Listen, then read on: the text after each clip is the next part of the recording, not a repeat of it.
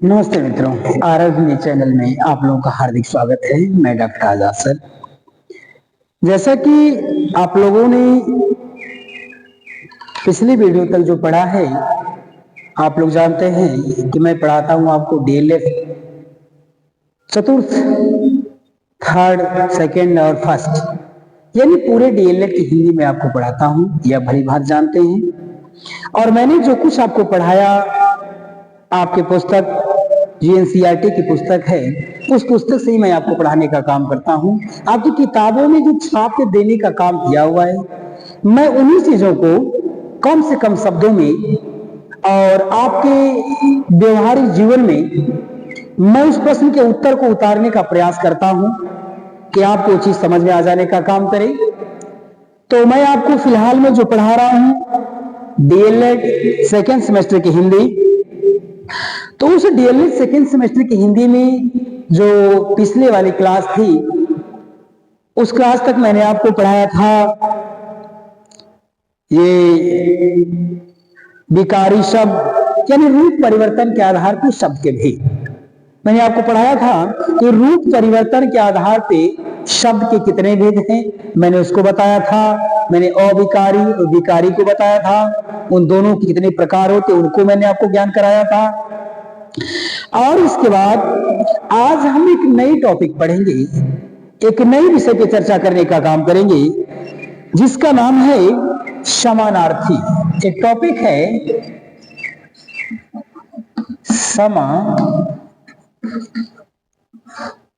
समानार्थी। देखिए, समानार्थी कहने मात्र से ही ये तो आपको स्पष्टीकरण हो ही जा रहा है कि समान अर्थ को देने वाला, यानी समान अर्थ को देने वाले को क्या कहते हैं? समानार्थी कहते हैं।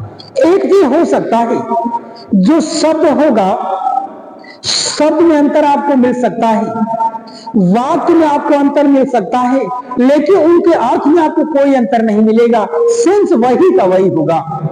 समानार्थी का मतलब यह होगा कि समान अर्थ देने वाले को समानार्थी कहते हैं, या दूसरे शब्दों में उसको कह सकते हैं पर्यायवाची।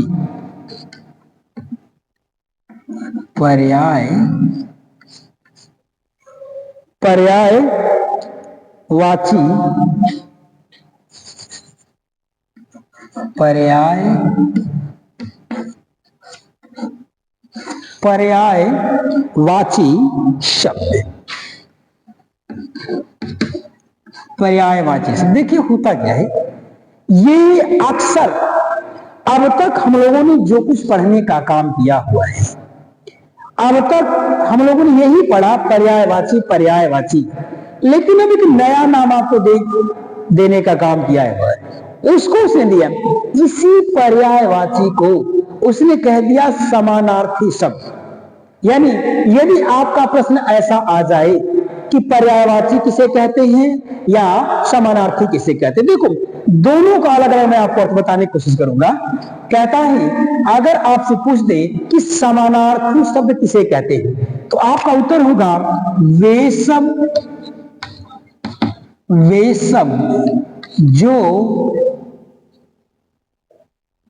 जो समान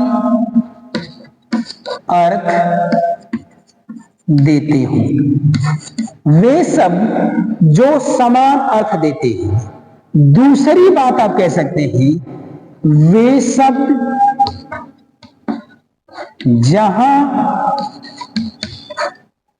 जहां शब्दों में अंतर हो परंतु उनका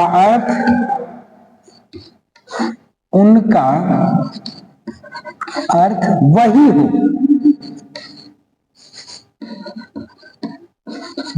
हो, उसे समानार्थी कहते हैं। कहता है कि समानार्थी का मतलब होता है कि समान अर्थ देने वाले को समानार्थी कहते हैं। कहता है शब्द में अंतर हो सकता है, उसके वाक्य में अंतर हो सकता है, शब्द दूसरे नाम से लिखा होगा, उसका वाक्य दूसरे नाम से लिखा होगा, लेकिन उसका जो अर्थ होगा वही का वही होगा।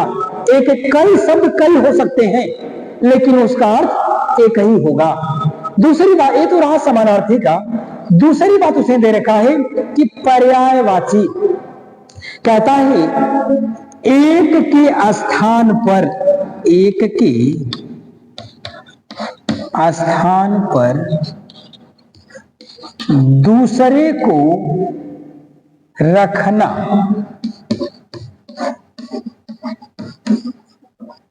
पर्यायवाची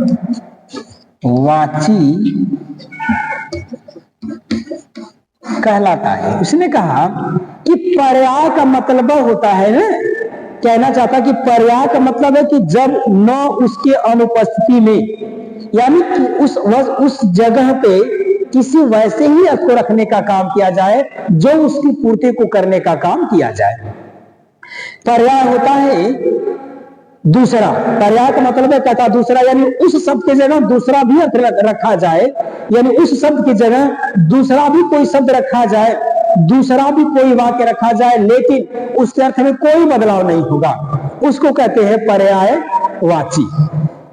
और इसी का दो नाम दे दिया है, ये समानार्थी या पर्यायवाची। यदि आपके इस तरह के प्रश्न आ जाए तो आपने समझ लिया कि समानार्थी का मतलब होता है कि समान अर्थ देने वाले को हम क्या कहते हैं, समानार्थी कहते हैं। दूसरी बात कहता है कि पर्यायवाची, कहता है वाक्य भले दूसरा हो, शब्दांश भले दूसरा हो, लेकिन उस वाक्य का, उस शब्दांश का अर्थ वही का वही होना चाहिए जिसका अर्थ दिखाया जा रहा है। जैसे उसको कहते हैं पर्यायवाची, यानी उसके स्थान पर रिक्त स्थान की पूर्ति दूसरे शब्द से की जा रही है, लेकिन अर्थ वही का वही होना चाहिए, उसे कहा जाता है पर्यायवाची। यदि आपसे वह पूछ देने का काम करे या एक दूसरे के, या ये भी कह सकते हैं एक दूसरे के समान अर्थ देने वाले को, यानी एक दूसरे के समान अर्थ देने वाले को पर्यायवाची कहते हैं या समानार्थी कहते हैं। यानी एक दूसरा जो है ना, वह भी उसी तरह का अर्थ देने का काम करेगा जैसे पहला ने दे रखा है, उसे हम क्या कहते हैं, पर्यायवाची। अगर आपका समानार्थी शब्द दे देने का काम करे तो आप करिएगा क्या, अगर आपसे पूछते हो समानार्थी में लिख दे अग्नि, अभी कहता है इस अग्नि का समान अर्थ देने वाले कौन कौन शब्द हैं, यानी जो अग्नि के ही अर्थ को प्रस्तुत करते हो। देखिए शब्द चाहे जो रखे, लेकिन वह शब्द क्या हो, ये जो शब्द है इसी शब्द का अर्थ बताए। शब्द चाहे कोई आप लाओ, लेकिन जिसका पूछ रहा है अर्थ उसी का व्यक्त करे, वह नाम किसी का हो। जैसे कहता है अगर अग्नि के विषय में पूछ दे तो आप आग कह सकते हो, आप पावक कह सकते हो, आग पावक, ज्वाला कह सकते हो, ज्वाला, आप अनल कह सकते हो, आप अनल कह सकते हो, आप दहन कह सकते हो, आप कृषाणु कह सकते हो। इतने, यानी कहता है इत्यादि, ये बताना चाहते। देखिए अब यहां उसने दे रखा है, पूछा है आपसे किसका शब्द दिया है, अग्नि, तो अग्नि का समान अर्थ देने वाले चाहे जितने शब्द रखो आप, यानी अग्नि के समान अर्थ जो रखता हो, यानी अग्नि के समान जिसका भी अर्थ हो, उन सारे को हम क्या कह सकते हैं, समानार्थी या पर्यायवाची। तो यहां कहता है अग्नि, तो क्या अग्नि माने आग ही होता है, और आग माने भी अग्नि होता है, पावक मीन्स भी अग्नि ही होता है, पावक मीन्स अग्नि होता है। ज्वाला कहता है ज्वाला मीन्स भी आग होती है, अनल मीन्स भी आग होता है, दहन मीन्स भी आग होता है, कृषाणु मीन्स आग होता है। देखो एक जगह समस्या पैदा करता है इसमें जो अनल और अनिल दे देता है, तो अनिल मीन्स होती है हवा और अनल मीन्स होती है आग। तो उसने कहा कि इसके अर्थ को बताने के लिए सारे के सारे शब्दों को उसने देखने का काम किया हुआ है, यानी सभी का अर्थ यज्ञ ही होगा। आप शब्द कोई रखें लेकिन अर्थ उसी का दे, उसे हम क्या कहते हैं, समानार्थी या समान अर्थ देने वाले को समानार्थी कहने का काम किया जाता है। दूसरा शब्द अगर आपसे पूछ दे, अमृत, अमृत ये दूसरा शब्द है। अगर ऐसा शब्द आपका दे दे कि अमृत, तो उन शब्दों को रखिए जो अमृत के समान अर्थ को देते हो, यानी अर्थ देता हो, अमृत का ही अर्थ देने का काम करता हो। तो उसका जैसे पीयूष, किसी किसी का नाम भी होता है पीयूष, तो पीयूष का मतलब होता है अमृत। कहता है सुधा, सुधा में भी अमृत होता है। कह दे अमी, अमी मीन्स भी अमृत होता है। अमीय, सुरभोग, ये देखिए कहता है ये सारे के सारे जो अर्थ दे रहे हैं, ये सब के सब अमृत का अर्थ दे रहे हैं। अमृत का अर्थ देने का काम, जिसको पीने, अमृत इसका जिसको पीने के बाद मौत नहीं होती है, इसलिए कहता है देखो सुरभोग, यानी देवताओं का जो भोग था, जो भोजन कर, उसको कहता है। अमी भी अमृत होती है और अमीनुस भी अमृत होती है। अमीय और अमी दोनों में अमृत होता है। सुधा में भी अमृत होती है और पीस में भी अमृत होता है। उसने क्या रखा है, ये जितने भी शब्द हमने रखने का काम किया हुआ है, सब के सब शब्द भले अलग अलग दिखाई दे रहे हो, लेकिन सबका अर्थ एक ही है, यानी सब के सब समान अर्थ दे रहे हैं। किसका, अमृत का ही अर्थ देने का काम करते हैं। अगला कहता है अनार। अनार का अगर समानार्थी आपसे पूछ दे या पर्यायवाची पूछ दे, तो आपका होगा दामोदर, दामोदर। सुखप्रिय, सुखप्रिय। और अगला कहेगा दाड़िम, दाड़िम। और पुनः कह रहा है वो रक्त बीज, रक्त, रक्त बीज।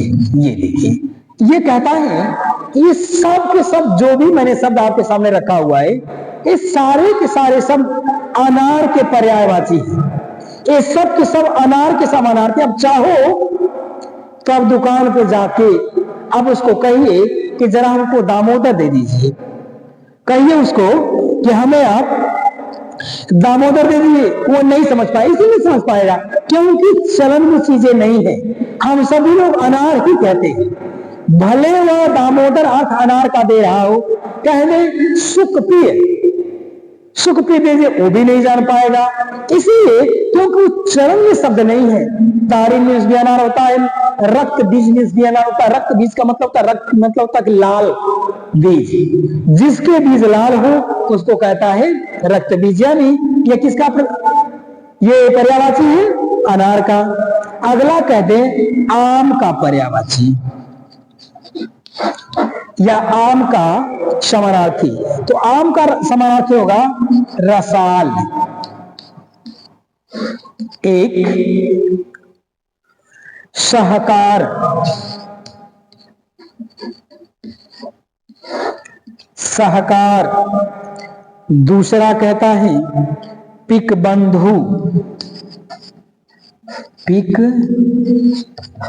पिक बंधु। और अंतिम कहता है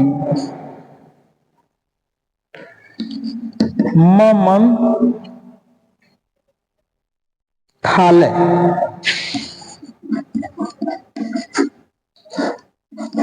मन थाल, ये कहता है। उसने कहा कि आम का जो समानार्थी है रसाल को, आम को रसाल भी कहते हैं। आम का अर्थ सहकार भी होता है, पिक बंधु भी होता है और मन मंथालय भी होता है। यानी उसने कहा ये सब के सब शब्द क्या है, इसका अर्थ देने का, आम का अर्थ देने का काम करते हैं। आंख,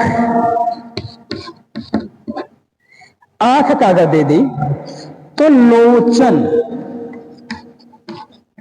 लोचन, नेत्र, लोचन, नेत्र, चक्षु, चक्षु और नयन, बिलोचन, बिलोचन, अक्ष इत्यादि। ये कहता है, देखिए आंख का ये सब अर्थ दे रहे हैं। लोचन कहेंगे तब भी आंख होगा, नेत्र कहेंगे तब भी आंख होगा, चक्षु कहेंगे तब भी आंख होगा, नयन कहेंगे तब भी आंख होगा, बिलोचन कहेंगे तब भी आंख होने का काम करेगा। तो सब के सब किसका अर्थ दे रहे हैं, आंख का। अगला है आकाश, आकाश। अगर मैं आपसे पूछ दे आकाश, तो ऐसा शब्द रखिए जो आकाश के अर्थ को अपने पास रखते हो। जिसका अर्थ आकाश होता है उन्हीं शब्दों को रखना। कुल मिला के ये करना है कि कोई सा भी शब्द, ऐसा नहीं कि मैं जो लिखा हूं ये लिखिए। आपके सामने अगर समानार्थी दे दे तो आप उन शब्दों को रखने का काम करिएगा, भले इसमें हो चाहे भले चाहे जहां से आपने उसको जाना हुआ हो, उन शब्दों को रखिएगा कि जो शब्द इसके अर्थ को देने का काम करते हो। जैसे आकाश का अगर वो कहेंगे आप गगन, गगन कहेंगे तब भी आकाश का बोध होगा। व्योम कहेंगे तब भी आकाश का बोध होगा। नभ कहेंगे तभी भी आकाश का बोध होगा। अंबर आकाश का बोध होगा। अंबर, शून्य, शून्य तब भी आकाश का बोध होगा। अनंत,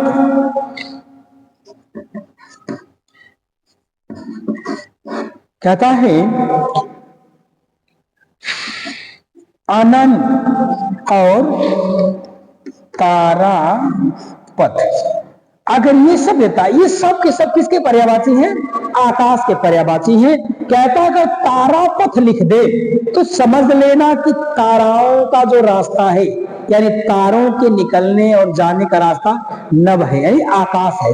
तो तारापथ, अनंत जिसका कोई अंत नहीं हो, शून्य, अंबर, नभ, व्योम और गगन, ये सारे के सारे शब्द जो हैं ये आकाश के अर्थ को देने का काम करते हैं।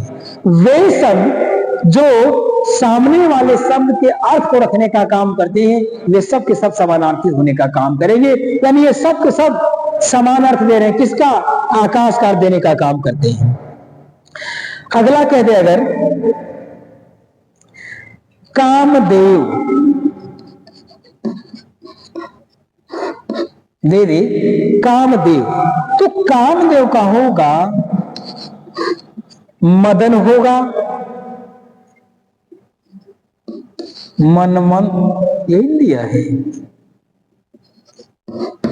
ये है मनमथ होगा, ये मनमथ भी दिया है। और कंदर्प, कंदर्प दिया है।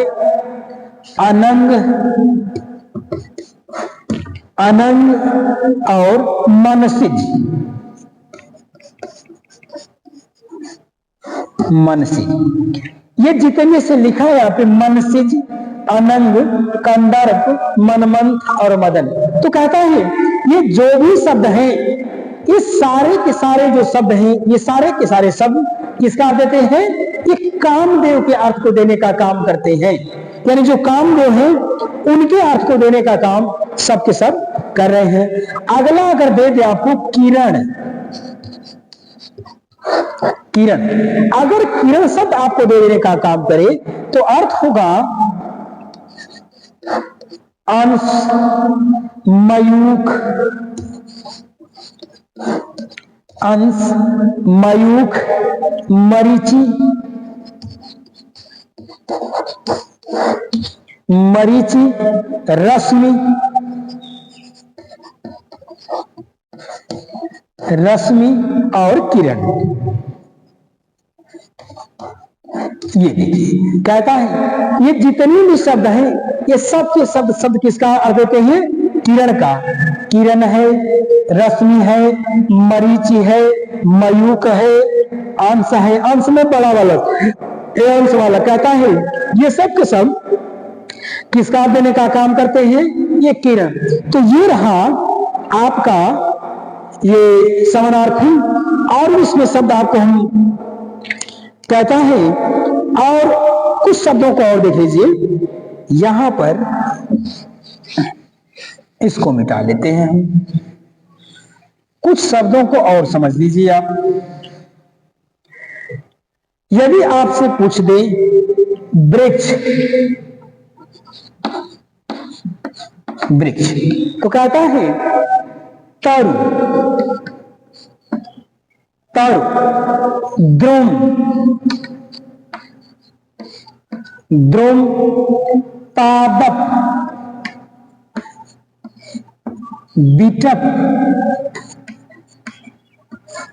बिटप।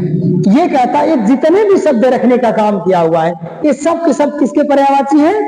वृक्ष के। यानी इनका अर्थ वृक्ष ही होने का काम करता है। फिर अगर आपसे पूछ दे गंगा का, थोड़ा सा टेढ़ा होता है लेकिन जान लीजिए देने का काम करता है। सुरसर, सुरसर, जाह्नवी, सुरसर, जाह्नवी, भागीरथी,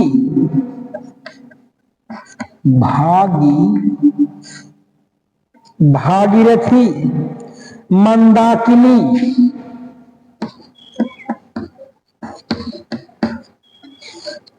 मंदाकिनी, त्रिपथगा, त्रिपथगा। ये देखिए कहता है ये जितने भी शब्द हैं उसने का समानार्थी का सेंस ये कहता है कि वे सारे के सारे शब्द जो इनके समान अर्थ अपने पास रखता हो उन सारे के सारे शब्दों को क्या कहते हैं? समानार्थी। जैसे कह दे, अगर वो कह दे त्रिपथगा तो त्रिपथगा का अर्थ भी गंगा ही होता है, जाह्नवी का अर्थ गंगा ही होता है, भागीरथी का अर्थ गंगा ही होता है, सुरसरिता का अर्थ गंगा होता है। यानी वे सब एक ही शब्द हो और उस शब्द के सारे अर्थ अपने पास रखने का काम करता हो उसे कहते हैं समानार्थी शब्द। यानी समान अर्थ देने वाले को समानार्थी शब्द कहने का काम किया जाता है। एक और देखिए गणेश। यदि आपसे पूछ दे गणेश तो यहां भी क्या करना होगा आपको? गणेश के जितने भी आप नाम जानते हो कुछ नहीं करना। अगर गणेश ही आपको दे दिया हो तो गणेश भगवान को जिन जिन नामों से जानने का काम किया जाता है वो सारे नाम उसमें डाल देंगे, काम चल जाएगा। कोई आवश्यक नहीं है कि जो किताबों में लिखा हुआ वही आप करना। गणेश को जिन जिन नामों से संबोधित किया जाता है या गणेश के अर्थ को जो शब्द अपने पास रखने का काम करते हो वे सारे के सारे शब्द क्या होंगे? समानार्थी होने का काम करते हैं। जैसे गणेश के विषय में कह दे तो होता है गण नायक, पहली बात। फिर कहता है विनायक, गणनायक, विनायक। कहता है एक दंत, एक दंत। और आगे कहता है लंबोदर, आगे है लंब। तो जितने भी शब्द हैं ये सब सब गणेश के नाम को संबोधित करते हैं। और अगर फिर आपको दे दे गुरु, गुरु शब्द अगर दे दे तो उसमें लिखेगा पूज्य बृहस्पति, बृहस्पति भारी, भारी शिक्षक, शिक्षक और बड़ा आचार्य, आचार्य। ये कहता है ये जितने भी शब्द हैं ये सब के सब शब्द किसका रखे हैं? गुरु का जो अर्थ होता है वो अपने पास रखने का काम किए हुए हैं। तो ये रहा आपका, जैसे लिखते आचार्य कह दे तब भी समझना गुरु का पर्यायवाची है, बड़ा कह दे तब भी गुरु का पर्यायवाची, शिक्षक, भारी, बृहस्पति और पूज्य, ये सब के सब किसके हैं? ये सब के सब गुरु के समानार्थी हैं। अगला एक चीज कह दे अगर आपसे, कमल, तो कमल के जितने भी नाम आप जानते हो, कमल को जिन जिन नामों से कमल को संबोधित किया जाता है उन सारे नामों को लिख देंगे, पर्यायवाची हो जाएगा, समानार्थी आपका हो जाने का काम करेगा। अगर दे दें कमल, तो कमल का समानार्थी क्या होगा? शतदल, शतदल होगा, जलज होगा, जलज, अंबुज,